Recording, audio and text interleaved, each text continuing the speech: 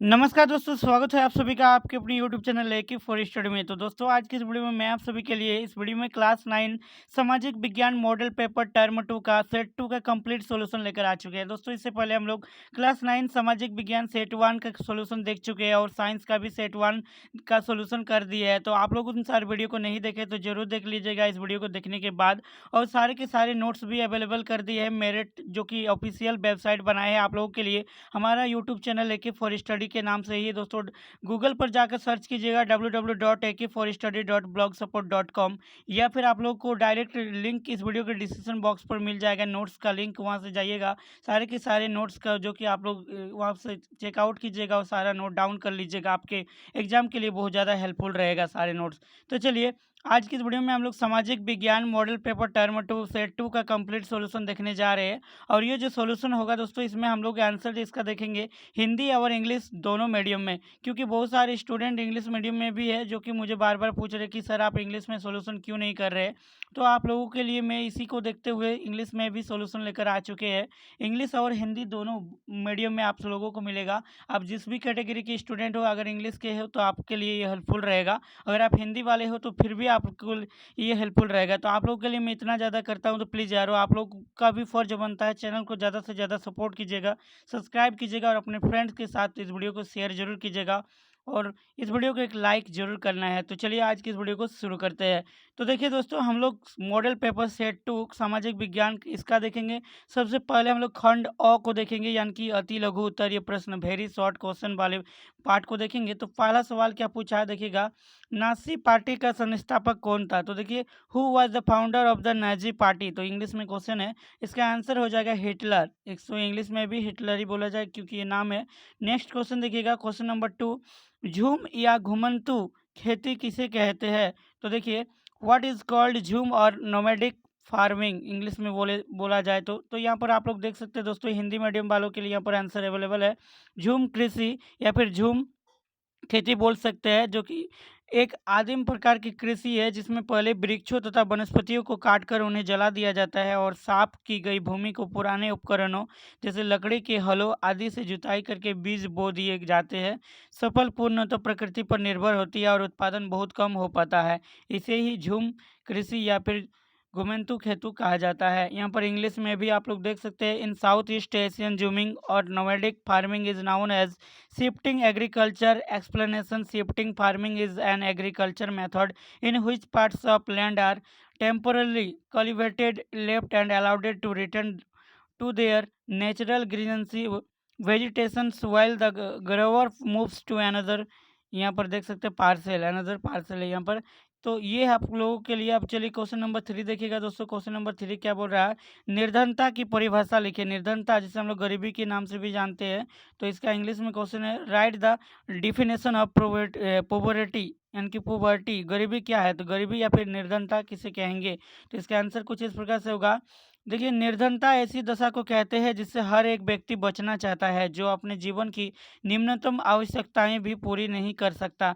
दोस्तों आप लोगों को चिंता करने का कोई ज़रूरत नहीं है, क्योंकि इस मॉडल पेपर का मैं जितना भी सॉल्यूशन आंसर कराया हूँ एकदम सटीक निर्देश को फॉलो करते हुए ही, तो इसके लिए कोई भी टेंशन वाली बात नहीं है। आप लोगों को मैं जैसा ही यहाँ पर आंसर किया हूँ वैसा ही आपको एग्जाम में लिखना है, ताकि आपका एक भी मार्क्स ना काटे। क्वेश्चन नंबर 4 देखिएगा दोस्तों, भूखमरी से आप क्या समझते हैं? इंग्लिश वाले अपना इंग्लिश आंसर देख लीजिएगा। देखिए विटामिन, पोषक तत्व और ऊर्जा अंतर्ग्रहण की गंभीर कमी को भूखमरी कहते हैं। यह कुपोषण का सबसे चरम रूप है। अधिक समय तक भूखमरी के कारण शरीर के कुछ अंग स्थायी रूप से नष्ट हो सकते हैं और अंततः मृत्यु भी हो सकती है। अपचय शब्द भूखमरी के लक्षणों और प्रभाव की ओर संकेत करता है, तो इसे याद कर लीजिएगा। नेक्स्ट सवाल है दोस्तों, भारतीय संविधान के द्वारा नागरिकों को कितने प्रकार के मौलिक अधिकार प्राप्त है? तो आप लोगों को पता होना चाहिए भारतीय संविधान हमें हम नागरिकों को निम्न प्रकार से जो अधिकार दिए है, समानता या फिर समता या फिर समानता का अधिकार पहला दिया है, स्वतंत्रता का अधिकार सबके बारे में डिटेल यहाँ पर लिखा है, आप लोग पढ़ लीजिएगा, ज़्यादा पढ़ोगे तो वीडियो लेंदी हो जाएगा। शिक्षा एवं संस्कृति का अधिकार दिया है, और यहाँ पर देख सकते हैं धार्मिक स्वतंत्रता का अधिकार, शोषण के विरुद्ध अधिकार दिया है, संवैधानिक उपचारों का अधिकार दिया है। ये सारे के सारे यहाँ पर हम लोग को संविधान की ओर से अधिकार मिला है। नेक्स्ट सवाल, आदर्श आचार संहिता क्या है? What is the model code of conduct? तो देखिए, भारतीय निर्वाचन आयोग की आदर्श चुनाव आचार संहिता राजनीतिक दलों एवं प्रत्याशियों के लिए बनाई गई एक नियमावली है, जिसका पालन चुनाव के समय आवश्यक है। चुनाव आयोग चुनाव से पहले इसके इसके लागू होने की घोषणा करता है। हम लोग को पता होगा, चुनाव के टाइम जो आचार संहिता लागू किया जाता है वही चीज़ है, और चुनाव के बाद इसके समाप्त होने की सरकार के द्वारा लोक लुभावन घोषणाएं नहीं करना। तो देखिए, प्राकृतिक वनस्पति का क्या अर्थ है, तो आप लोग को पता होना चाहिए दोस्तों। प्राकृतिक वनस्पति से तात्पर्य उन पौधों से है जो मानव की सहायता के बिना स्वयं स्वयं में वन्य अथवा प्राकृतिक अवस्था में उगते हैं, मतलब अपने खुद ब खुद जो उग जाते हैं। यहाँ पर नेक्स्ट क्वेश्चन देख सकते हैं, नाथसीवाद की मुख्य विशेषताएं क्या थी। वो what were the man futures of Nazism. तो देखिए, नाजीवाद जर्मन तानाशाह एडोल्फ हिटलर की विचारधारा थी। कट्टर जर्मन राष्ट्रवाद, देश प्रेम, विदेशी विरोधी आर्य और जर्मन हित इस विचारधारा के मूल अंग है। नाजी युद्धियों से सख्त नफरत करते थे और यूरोप और जर्मनी में हर बुराई के लिए उन्हें ही दोषी मानते थे। तो चलिए, ये हम लोग का लघु उत्तरीय प्रश्न देख लिया थी, लघु उत्तरीय। अब चलिए, यहाँ पर नेक्स्ट टाइप आ गया है लघु उत्तरीय प्रश्न, जो कि इसमें थोड़ा सा लॉन्ग लॉन्ग क्वेश्चन का आंसर देना पड़ेगा। देखिए, वनों का जीविका से किस प्रकार का संबंध है, तो पढ़ लीजिएगा दोस्तों। बहुत ही सिंपल लैंग्वेज में लिखा हुआ है, आप लोगों को ये समझ में आ जाएगा बहुत ही आसानी से। यहाँ पर इंग्लिश पर भी मेंशन किया हुआ है। निर्धनता रेखा में समय और स्थान के साथ परिवर्तन होता है, उदाहरण के साथ कथन का समर्थन दे। ये भारत में वर्ष 1947 में 70% लोग गरीबी की रेखा से नीचे जीवन यापन कर रहे थे। अब वर्ष 2020 में देश की कुल आबादी का लगभग 22% हिस्सा गरीबी रेखा के नीचे जीवन यापन कर रहा है। 1947 में देश की आबादी 35 करोड़ थी, जो आज बढ़कर 136 करोड़ हो गई। तो कहीं ना कहीं कहा जाए दोस्त, देश की जो जो जो बढ़ती जनसंख्या गरीबी का सबसे मुख्य कारण है। देश में गरीबी रेखा के नीचे जीवन यापन कर रहे लोगों की आय में वृद्धि के साथ साथ केंद्र सरकार द्वारा वित्तीय समावेशन को सफलतापूर्वक लागू किए जाने के कारण गरीबी रेखा के नीचे जीवन यापन करने वाले लोगों की संख्या में भारी कमी देखने में आई है। पूरे विश्व में ही गरीबी रेखा को परिभाषित करने का एक लंबा इतिहास रहा है, परंतु भारत उन अग्रणी देशों में रहा है।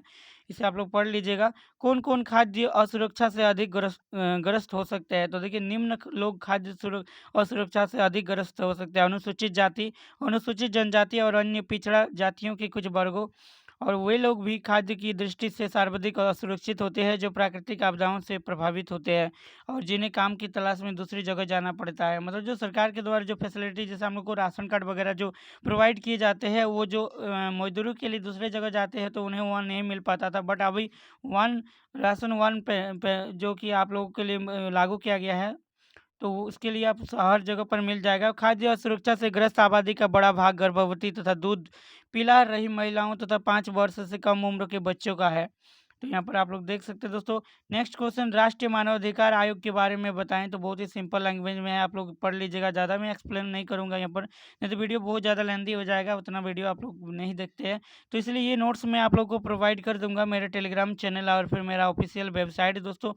तो दोनों का लिंक इस वीडियो के डिस्क्रिप्शन बॉक्स पर रहेगा, आप लोग चेकआउट कीजिए और वहाँ से ज्वाइन कीजिए, और सारे के सारे नोट्स एग्जाम से पहले आप लोग रट जाइए, ताकि आप लोगों का एग्जाम में अच्छा स्कोर आ पाए। तो दोस्तों, इस वीडियो में इतना ही, सारे के सारे का आंसर किया हुआ हूँ। यहाँ पर एक भी क्वेश्चन आप लोगों के लिए नहीं छोड़ा हूँ। बाकी नीचे बहुत सारे लंबे लंबे प्रश्न हैं, आप लोगों के लिए मैं यहाँ पर पढ़ूंगा, एक्सप्लेन करूंगा, तो ज़्यादा लेंदी हो जाएगा। तो मिलते हैं नेक्स्ट वीडियो में, तब तक के लिए take care, bye bye and thanks for watching. I be connected with next video.